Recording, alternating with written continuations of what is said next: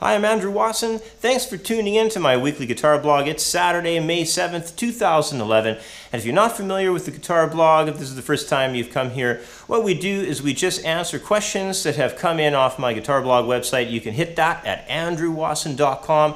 A lot of those questions wind up hitting my main YouTube channel, which is Creative Guitar Studio at YouTube, and I'll provide a link in the description underneath this video. So if you want to go check out those videos, lessons that I have on the Creative Guitar Studio YouTube channel, you can go and do that. I got over 200 lessons on there. There's lots to learn. Speaking of lots to learn, let's hit some of the questions that I chose for today's guitar blog. The first one comes to us from India, and I gotta warn you, I got a real doozy of a name here to pronounce. So hopefully I'll pronounce this right. You gotta remember I'm from Canada, you know, so everybody's name here is pretty much like Jim or Jack or Andy or something. So here we go with this name. Hopefully I get it right. I think it's Balasubramanian. I hope I got that right. I did my best. But anyway, let's get to the question. Enough of the name's business. The question is, I can come up with some good melodies, but I lack ideas of where to go further. Many of my friends will say the starting of my song sounded really great, but faded eventually. In other words, I lack in my arrangement skills in spite of coming up with great melodies. So could you please give me a few tips on how to arrange song parts rather than improvising the whole day through? Also, sometimes I feel playing in the same key gets boring throughout the whole song. Also, can you please help me out where I can make these changes? My second question is, can you please make a tutorial about how to come up with backing tracks using Adobe Audition?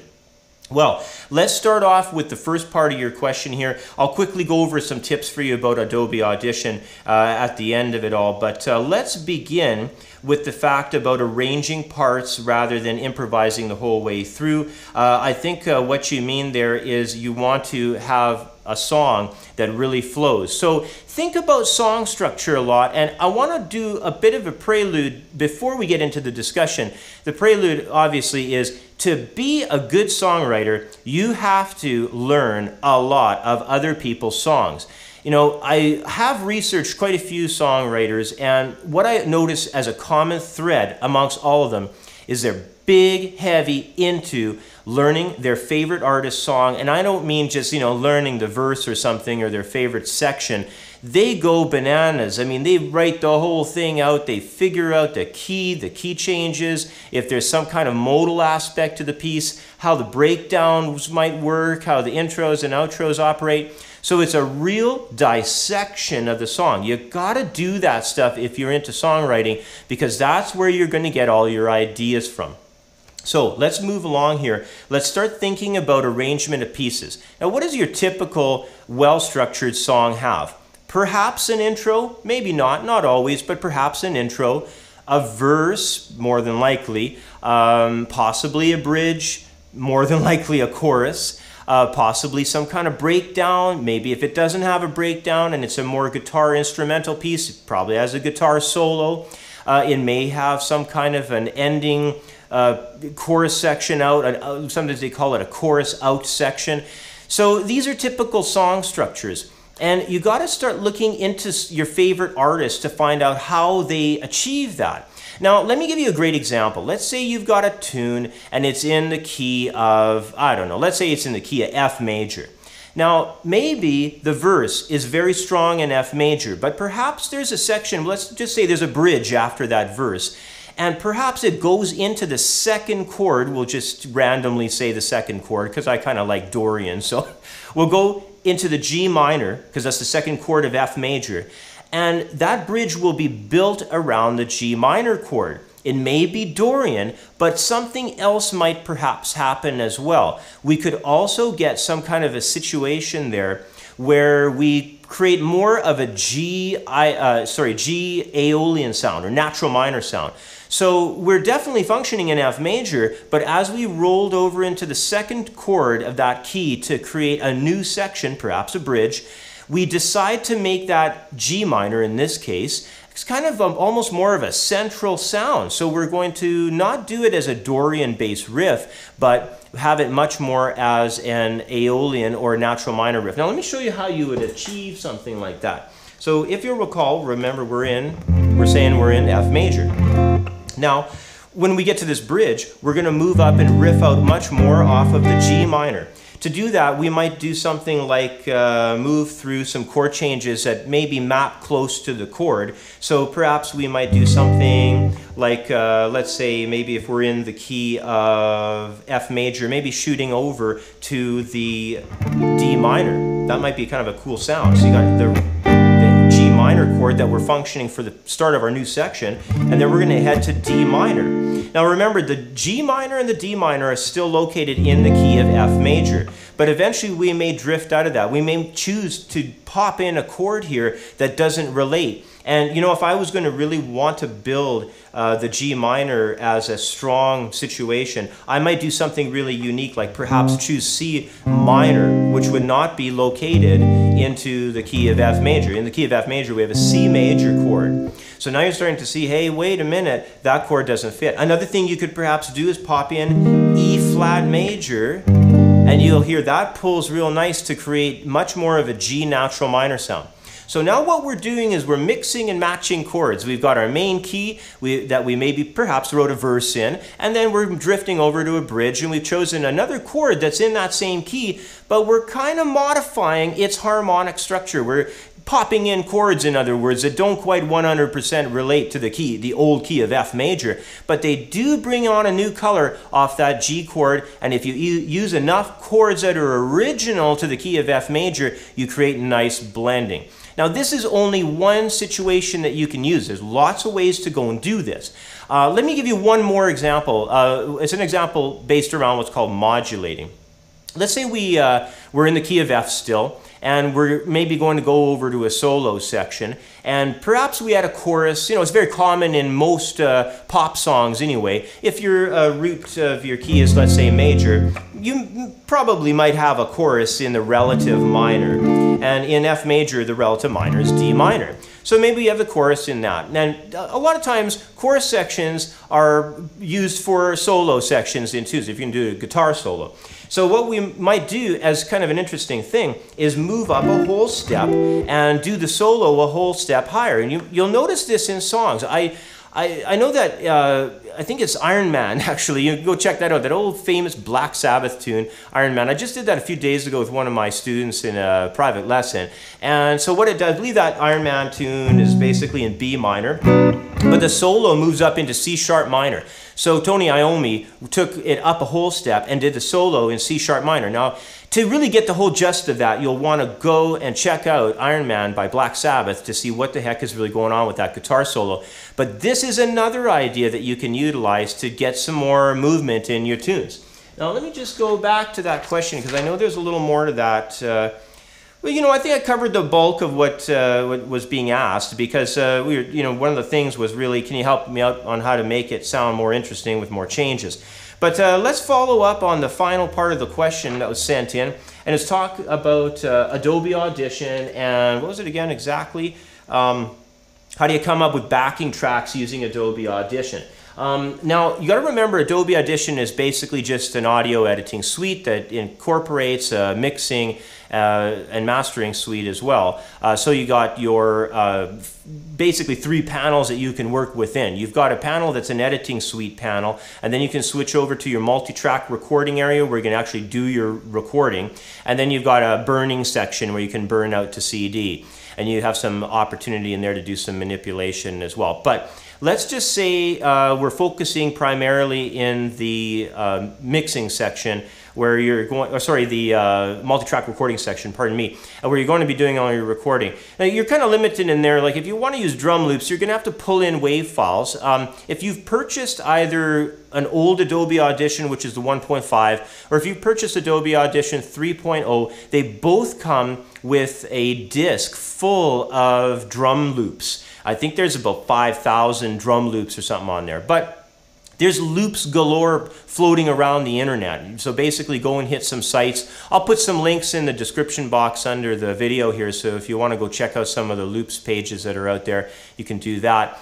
But you can buy loops. There's gazillion sites out there selling drum loops and so forth. But you need some kind of a WAV file or an AIFF, or to bring in there some kind of high quality file, at least anyway. I guess you could use an MP3. The Adobe Audition files are I think they're called cell files, .cel, so they're kind of unique to Adobe. But you know, the thing is that when you're using the loops, you've got to build your intro and your main sections of your tune, maybe the verse, chorus, and so on, bridge sections and whatnot. And then you've got to have some kind of outro, you know, sections. So those drum loops take a while sometimes to find the right ones that match your piece. But you know, you can use all kinds of clips and that. I mean, it just depends what you're after, because like I was saying, there's loads of that stuff out there on the internet. But you're gonna have to bring some of that stuff in. Then the other thing is, you know, you're gonna probably have to write and compose some bass parts and create some overdub parts, because, you know, if you're just recording one, you know, guitar track, it's kind of bare. I have done some jam tracks like that. But man, it sounds a lot better when you overdub multiple guitar parts. You know, if you have one guitar part that's really banging out on, you know, bigger chords, you could maybe do another guitar part as an overdub that just does little shots, you know. You know what I mean? So you can, you know, add some stuff in the background. And you'll notice on some bigger production albums, maybe some of the stuff coming out of Nashville, there could be up to 3 or even 4 multiple guitar parts that are overdubbed. So that really helps a lot with your jam tracks that you're going to be composing for Adobe Audition. So always remember that stuff. Hopefully you have a bass and you can add some bass in there, because without filling it up with some bass, it's pretty thin sounding. So aside from that, and, you know, of course, building your drum loops, you've got some work cut out for you. So anyway, the next question I have coming up now is going to be from Lean out in the Netherlands. He wrote in saying, I'm really confused about arpeggios. I know that they're 1, 3, 5 from the major scale, but my point is, how do you learn them? I assume it's more than only playing a chord separated, because you can play chords in so many ways. Should I learn arpeggio shapes like the way you learn scale shapes, or should I just be good with intervals? I really want to learn arpeggios. For example, when someone's playing a chord, I like to play the arpeggios in many different ways over it, just like a scale. So that's a really good question. And, you know, just to answer you just right out of the gate here, yes, you would learn them just like you would learn scales. So let's say you're sitting there, you're learning your basic major scales, going through them, ripping them up with a metronome and so on. The next phase of it all is to get into arpeggios. So let's say you're learning a major scale. I would probably suggest learning as sort of a trifecta there, going through the scale, doing the triad arpeggio, and also doing the 7th chord arpeggio. So you get the 3 of them all together there. So the scale, then do the triad, then the 7th. So you get all 3 as a sort of a wholehearted practice. You know, and if you're doing minor, well, then you're going to have your full minor scale, and then do your minor triad and your minor 7. So all 3 for all the different layouts. I guess, you know, if you get into dominant, I mean, you're basically doing, I guess, sort of a scale outline, a mixolydian. And then, of course, the dominant 7th arpeggio.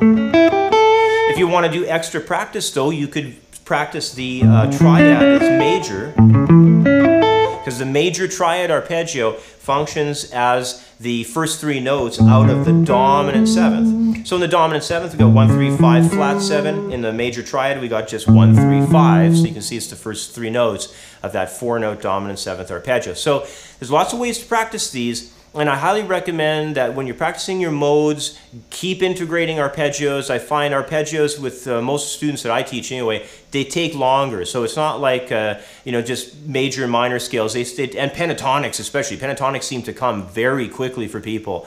The major and minor scales, that's sort of the second quickest ones that come. Modes take a while longer because there's more scales to get comfortable with. And I think also it's the usage of all this stuff that really gets people, you know, starting to go over the top in confusion, because the way scales and arpeggios are applied in their use, they're very harmony specific. I mean, you've got to understand your chord changes that are behind you in order to really get, you know, 100% in proper use with those scales. And you know, I could keep going on and on with this, but I think I'll just kind of switch gears and get back to the world of arpeggios so I don't get too locked down. But you can see how closely related scales and arpeggios are. I mean, when you're practicing your scales, you should be practicing your arpeggios pretty much at the same time. You know, if you're doing a whole bunch of work just doing scales, you're really missing out on the whole arpeggio ideas there.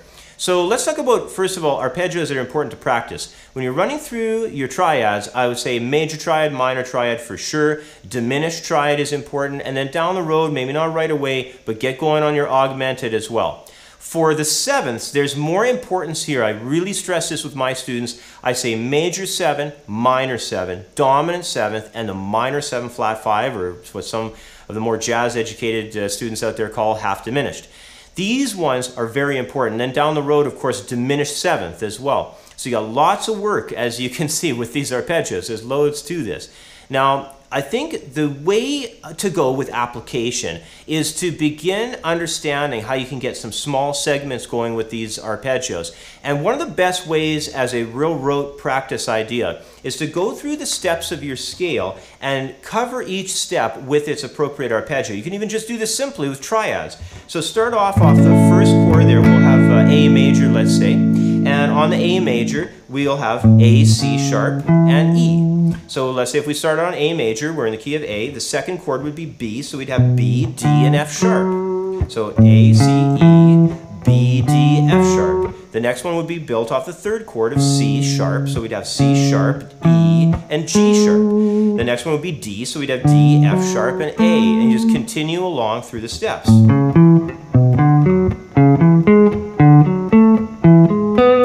See how we're going through each step. That's an excellent way to really burn in your sounds of your arpeggios as a practice routine.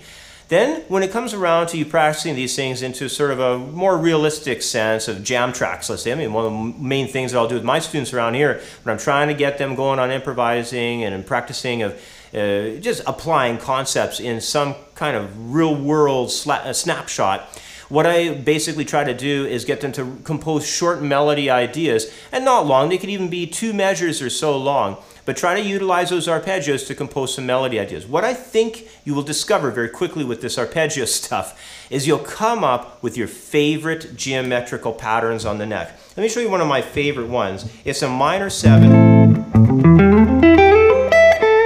And it's really cool interlocked idea between 2 arpeggio patterns. We're going between, I'm doing it off A here. I'm going between an A from the 6th string 5th fret to another A octave at the 7th fret of the 4th string. And then I'm doing another octave from there, and I'm going to the 10th fret note on 2nd string. And that's my outline for it.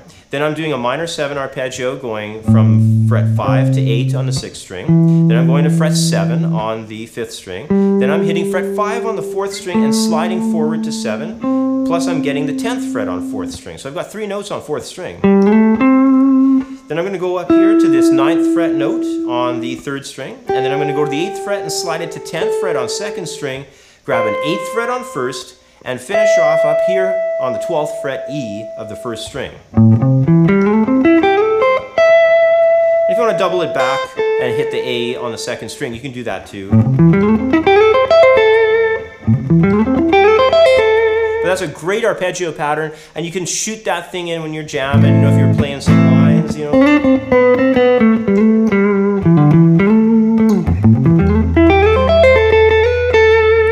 throw it in while you're soloing and creating some licks. And this is the idea with these arpeggio ideas. They're basically shot in. You have your main scale lines and some of your main concepts. Sometimes you can compose a string of arpeggios and really stack them together, and that can sound very interesting too. One style of music you may want to really check out where there's a lot of arpeggios is a style of music called neoclassical. Some of the shredder guys, like maybe Tony McAlpine, for instance, Yngwie Malmsteen. Some of these guys are really piling on the arpeggio use. Vinnie Moore is another guy that comes to mind. So definitely check that stuff out. Maybe even some of the old Paul Gilbert stuff with Racer X. And even some of the Metallica stuff. Kirk Hammett's done some really interesting arpeggio concepts, dropping down the neck. So check all that stuff out too. All right, let's head over to the last question. This last one comes to us from Carl out in Finland. He wrote in saying, I would like to have my ear get to an excellent level. What is the most powerful thing I can do to improve my ear? Well, there's a lot you have to do. So, aside from getting to know the instrument really well, you need to get to know all the intervals and all the harmonic relationships that are based upon those intervals. So, you see, all melodies and chords are based on intervals. So to really I guess, get the concepts together, you've got to know those intervals very, very, very well. So that plus, as an aside, I think rhythms are another really important and overlooked ear training principle. You basically have, melody, harmony, and rhythm in music. So if you omit rhythm in your ear training development, you've lost out on a really crucial area. But once you know your intervals on the guitar, I would, say without a word of a lie to you, you can learn practically anything, providing that you have, of course, the physical ability to actually perform it.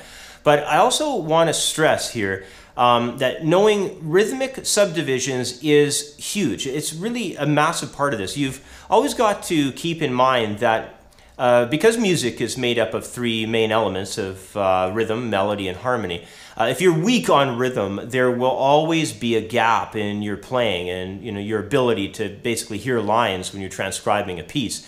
So the final thing I think I should add about all this is that when you're doing ear training all on your own, it can be very difficult, if not even impossible.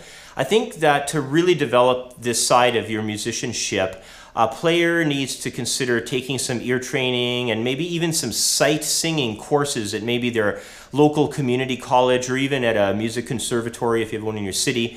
It'll really help you speed up things, a great deal, in fact, because if you do this on your own, you just can't, get the kind of speed learning behind you that you can get if you're in an environment with other people and you're actually noticing pitfalls and things that other folks are having a lot of difficulty with. If you see that and you're able to work with that as sort of an identifier for yourself of saying, hey, wait a minute, you know what? I never thought about looking at this from another angle and that maybe another person in a class is looking at it from. All of a sudden, you can breeze through material very quickly, and it's very difficult to do that kind of learning on your own. So if you take that idea of learning intervals to heart, learning rhythms, doing maybe sort of a course out of your community college or music conservatory in your city, transfer all that, of course, to your guitar neck, because you got to remember many of these courses from the community colleges and so forth, they don't really utilize the guitar as their main teaching instrument in their courses. So take those intervals to the neck and break them apart and learn them. And I do have plans in the future to develop an ear training course. So, that might not happen for a little while now because I'm working on some other courses that I really want to get out there and finish and that I'm actually behind on right now. So, so hopefully in the future, you'll be able to pick up something from me as a course material that will help you with that as well. So anyway, I got to wrap her up. That's about all the time that I've got for today. So thank you again for watching. Thanks for sending in all the great questions. I wouldn't be able to do this YouTube channel without them. And I got to say thanks again to those folks who have donated. I really appreciate that. I'm always really quite blown away by some of the donations that come in. I really can tell people are quite supportive and really appreciative that I'm doing this stuff. So I really thank you folks for that. And of course, thanks for following the guitar lessons. Anyway, have a great week, and I will catch up with you next time. Bye for now.